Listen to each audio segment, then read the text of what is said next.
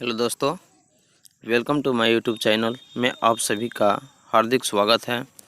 आज मैं आगामी एनटीपीसी, ग्रुप डी, एसएससी के साथ साथ बिहार एसएससी, बिहार पुलिस तथा अन्य सारी प्रतियोगी परीक्षाओं के लिए काफ़ी महत्वपूर्ण प्रश्न के बारे में बताने जा रहा हूं, जो कि काफ़ी महत्वपूर्ण है।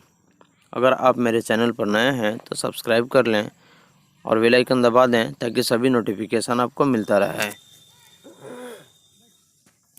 चलिए, आज का पहला प्रश्न है, उस स्थिति को क्या कहते हैं जिसमें कुल आय कुल लागत के बराबर हो। तो इसका सही उत्तर होगा संतुलन स्तर बिंदु। यानी कि वह स्थिति ऐसा है, यानी संतुलन स्तर बिंदु एक ऐसा बिंदु है जिसके अनुसार कुल आय कुल लागत के बराबर होता है। अगला प्रश्न है, जब उत्पादन की औसत लागत घटी है तब उत्पादन की सीमांत लागत क्या होता है। तो इसका सही उत्तर है औसत लागत से कम होती है।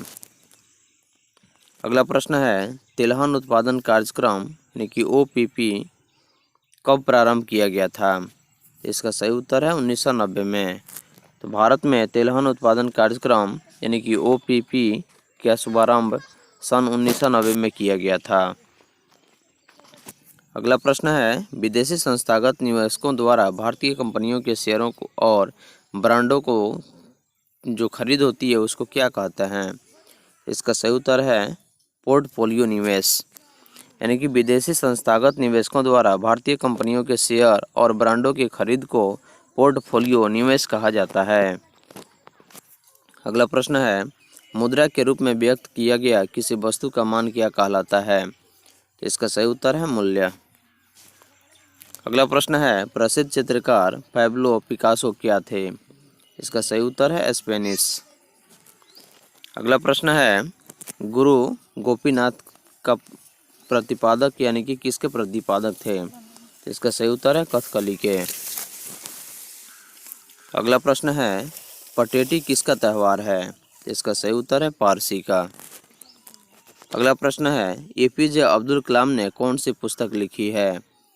तो इसका सही उत्तर है गाइडिंग सोल। यानी कि भारत के पूर्व राष्ट्रपति डॉक्टर एपीजे अब्दुल कलाम ने एक पुस्तक लिखी जिस पुस्तक का नाम गाइडिंग सोल है।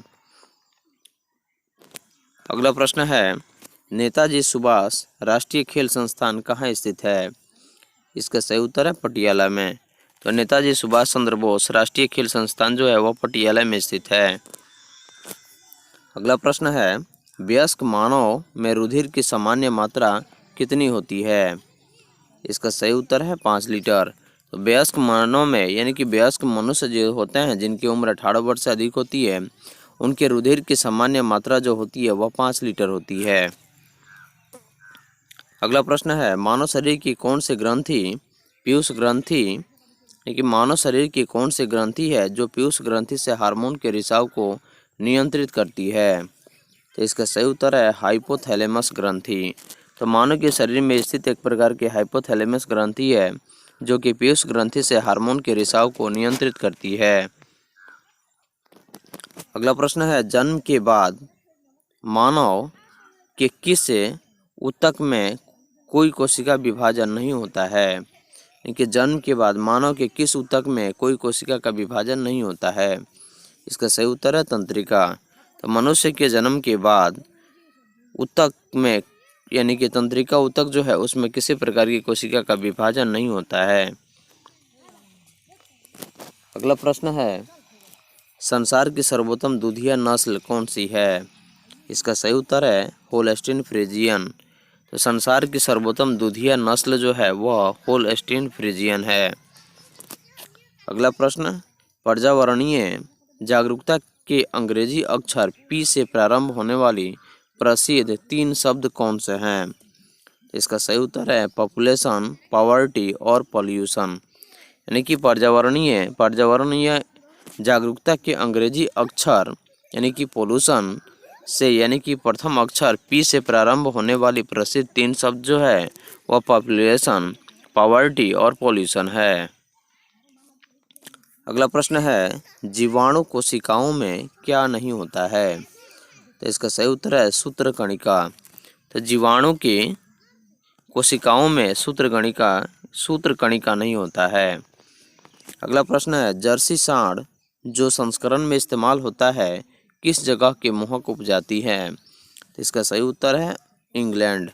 तो जर्सी सांड जो संस्करण में इस्तेमाल होता है वह इंग्लैंड की मोहक उपजाति है। अगला प्रश्न है, एक्वायर्ड इम्यूनोडेफिशिएंसी सिंड्रोम यानी कि एड्स निम्न में किसके कारण होता है? तो इसका सही उत्तर है वायरस के कारण। तो एक्वायर्ड इम्यूनोडेफिशिएंसी सिंड्रोम जो है वह एड्स का पूरा नाम है और यह वायरस के कारण होने वाला बीमारी है। अगला प्रश्न है, कौन सा रोग नाइट्रेट प्रदूषित भोजन तथा जल के उपभोग द्वारा होता है? इसका सही उत्तर है ब्लू बेबी सिंड्रोम। तो ब्लू बेबी सिंड्रोम एक ऐसा रोग है जो कि नाइट्रेट संदूषित भोजन तथा जल के उपभोग द्वारा होता है। अगला प्रश्न है, काइटिनी बहिकंकाल वाले जीव कौन से होते हैं? इसका सही उत्तर है कीट। अगला प्रश्न है, कीट में क्या होता है? इसका सही उत्तर है सिर, वक्ष यानी कि और पेट, यानी कि सिर, वक्ष और पेट जो होता है वह कीट में होता है। अगला प्रश्न है, किसका संबंध वनवर्धन यानी कि सिलीकल्चर के साथ है? इसका सही उत्तर है जंगली फसलों का। अगला प्रश्न है, उच्चतर पौधों के बीजों के पोषक ऊतक को क्या कहते हैं? इसका सही उत्तर है एंडोस्पर्म। तो उच्चतर पौधों के बीजों के पोषक ऊतक को एंडोस्पर्म कहते हैं। अगला प्रश्न है, प्रतिवर्ती प्रतिलिपि की खोज किसके द्वारा हुई है? इसका सही उत्तर है टैमिन तथा बाल्टीमोर। तो प्रतिवर्ती प्रतिलिपि की खोज जो है वह टैमिन तथा बाल्टीमोर नामक व्यक्ति के द्वारा हुई है। अगला प्रश्न है, स्वसित थैलोफाइटा वाले पदार्थों को क्या कहते हैं? इसका सही उत्तर है शैवाल।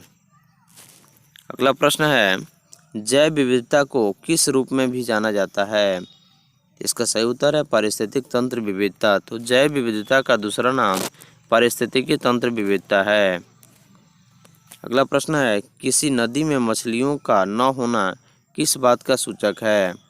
इसका सही उत्तर है प्रदूषण के सभी क्षेत्र, यानी किसी भी नदी में मछलियां जब नहीं होती है या किसी प्रकार के जीव नहीं होता है तो इसका सबसे मुख्य कारण है कि जल में स्थित प्रदूषण क्षेत्र के कारण, यानी कि प्रदूषित होने के कारण वहाँ के सारे जीव मर जाते हैं जिसकी वजह से मछलियाँ न होती है। अगला प्रश्न है, पौधों में जल का परिवहन किसके माध्यम से होता है? तो इसका सही उत्तर है जाइलम के द्वारा। तो पेड़ पौधों में जल का परिवहन मतलब एक स्थान से दूसरे स्थान पे जाने की प्रक्रिया को परिवहन कहते हैं और यह माध्यम पेड़ पौधों में जाइलम के द्वारा होता है। अगला प्रश्न है, एरेनियोलॉजी क्या है? तो इसका सही उत्तर है मकड़ियों के अध्ययन। तो मकड़ियों के अध्ययन को एरेनियोलॉजी कहते हैं। अगला प्रश्न है, दालें पादप की कुल से प्राप्त होती है, यानी कि दाल जो है वह पादप पौधों के किस कुल से प्राप्त होती है? इसका सही उत्तर है लेग्यूमिनोसी। अगला प्रश्न है, देश की आर्थिक प्रगति का निर्धारण किसके आधार पर किया जाता है? इसका सही उत्तर है देश की प्रति व्यक्ति आय के वृद्धि के कारण, यानी कि देश की आर्थिक प्रगति का निर्धारण देश की प्रति व्यक्ति आय में वृद्धि होने के आधार पर किया जाता है। अगला प्रश्न है, किसी अर्थव्यवस्था में पूंजी निर्माण किस पर निर्भर करता है? इसका सही उत्तर है कुल बचत पर। तो किसी अर्थव्यवस्था में पूंजी निर्माण जो है वह कुल बचत पर निर्भर करता है। अगला प्रश्न है, स्वर्ण मुख्यतः किससे संबंधित है? स्वर्ण मतलब सोना जिसको गोल्ड कहते हैं, और यह मुख्यतः किससे संबंधित है? इसका सही उत्तर है अंतर्राष्ट्रीय बाजार से। अगला प्रश्न है, मांग पैदा करने के लिए क्या जरूरत है? इसका सही उत्तर है आय। अगला प्रश्न है, भारतीय औद्योगिक विकास बैंक की स्थापना कब की गई थी? इसका सही उत्तर है जुलाई 1964 में। जुलाई 1964 में भारतीय औद्योगिक विकास बैंक की स्थापना की गई थी। अगला प्रश्न है, योजना आयोग के अध्यक्ष कौन हैं? इसका सही उत्तर है प्रधानमंत्री। तो भारत में योजना आयोग का अध्यक्ष जो है वो प्रधानमंत्री को कहा जाता है। अगला प्रश्न है, वाणिज्यिक बैंकों द्वारा भारतीय रिजर्व बैंक के पास रखे गए संवैधानिक न्यूनतम से अधिक रिजर्व क्या कहलाते हैं? इसका सही उत्तर है बेसी रिजर्व। अगला प्रश्न है, मुद्रा आपूर्ति किसके द्वारा नियंत्रित की जाती है? इसका सही उत्तर है भारतीय रिजर्व बैंक के द्वारा। तो भारत में भारतीय रिजर्व बैंक के द्वारा मुद्रा आपूर्ति की नियंत्रण की जाती है और यह भारतीय रिजर्व बैंक जो है वह भारत में होने वाले जितने भी बैंक है सभी बैंकों को नियंत्रित करती है। अगला प्रश्न है, स्टैगफ्लेशन कहाँ स्थित है? इसका उत्तर है गतिरोध और मुद्रास्फीति की, यानी कि स्टैगफ्लेशन जो है वह गतिरोध और मुद्रास्फीति की स्थिति है। अगला प्रश्न है, आर्थिक लाभ तथा सामान्य लाभ किस रूप में लगभग एक से है? इसका सही उत्तर है अनुकूलतम लाभ। अगला प्रश्न है, संतुलन स्तर बिंदु क्या है? यानी कि संतुलन स्तर बिंदु वह है जहां कुल आय कुल लागत के बराबर हो। अगला प्रश्न है, बाजार कीमतों के निव्वल राष्ट्रीय उत्पाद का एक और नाम क्या है? इसका सही उत्तर है राष्ट्रीय आय।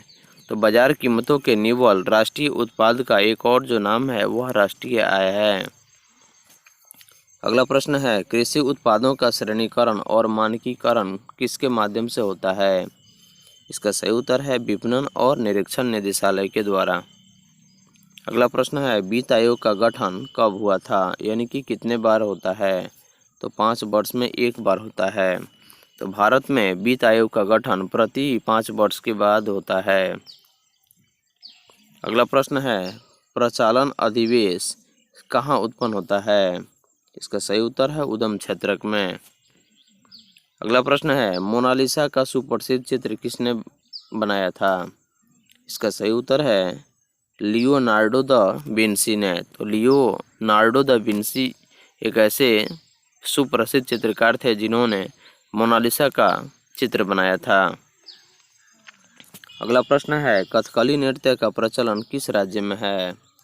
इसका सही उत्तर है केरल। तो केरल का राष्ट्रीय जो खेल है वह कथकली है। अगला प्रश्न है, कौन सा लोक जनजातीय नृत्य उत्तर प्रदेश से संबंधित है? इसका सही उत्तर है सौरा। तो भारत के उत्तर प्रदेश में सौरा एक लोक जनजातीय नृत्य है जो कि उत्तर प्रदेश से संबंधित है। अगला प्रश्न है, किनेश्वर देसाई ने कौन सी पुस्तक लिखी है? इसका सही उत्तर है विटनेस द नाइट। अगला प्रश्न है, सचिन तेंदुलकर द्वारा कौन सी पुस्तक लिखी है? इसका सही उत्तर है प्लेइंग इट माई वे। तो सचिन तेंदुलकर जो कि भारत के पूर्व क्रिकेटर थे जिन्होंने से प्लेइंग इट माई वे नामक पुस्तक को लिखी और सचिन तेंदुलकर को क्रिकेट का भगवान कहा जाता था।